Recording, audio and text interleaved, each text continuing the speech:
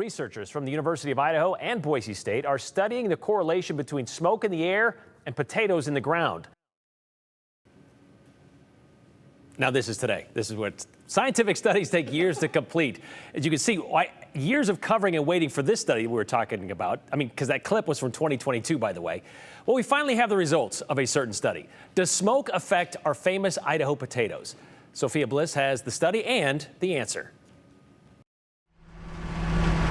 A variety of specialties are working together to help support one of the crops Idaho is most known for. Aggressive Burbank, Clearwater. Yep, you guessed it, the potato. The focus of the study is whether or not wildfire smoke affects our spuds. Even though that's the focus of these folks, there's a byproduct that's impossible to deny. It was a great collaborative experience. Multiple people involved in this joint study couldn't help but recognize the work of others. Dr. Michael Thornton, Dr. Joe Ginthner, Dr. Owen McDougall, Shin Poo, Laura Bond, AJ Atkins, and Mark Skinner spent a lot of time and effort. The study has been in the works for about 2 years, but the idea was born long before that. It was 2012. I was out walking fields with a grower in the state of Washington, and it had been a very smoky year when I saw a field that just looked distressed. So I asked the grower, I said, "What's going on over here?" And he said,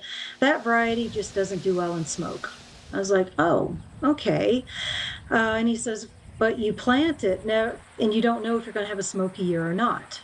So, that was 12 years ago now. Dr. Addie Waxman works at McCain Foods. I'm the manager of agronomy for potato storage. She helped get this study off the ground, and after a 2-year research process, we now have the results.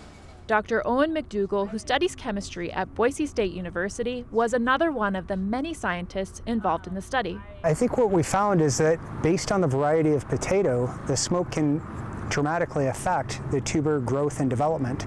The study found in smoky conditions, potatoes were smaller, more misshapen, and darker when fried, among other factors that make them less valuable. One of the most, disconcerting results that came from it was that the smoke decreased what we call U.S. number ones. Dr. Waxman explains U.S. number ones are the most desirable type of potatoes for both growers and processors. It's a quality, it's a specific gravity, size, shape, length, width. They're an ideal shape for making French fries. If the shape or size is off, they will be turned into other potato products like wedges or hash browns, which are less valuable. Depending on their contract, growers can also take a hit if they don't meet a certain benchmark.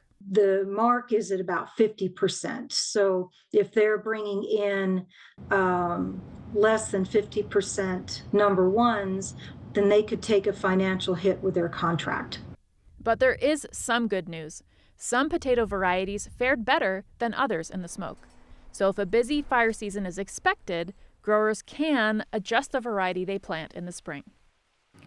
And the passion for potatoes runs deep for several of the people that I talked to, including Dr. Waxman. She's been working in the industry for about 20 years, and she was even voted Spud Woman of the Year in 2017 by Spudman magazine, becoming the first woman to earn the recognition. So, Brian, a lot of care and collaboration with hopes of keeping the Idaho's tubers in tip-top shape.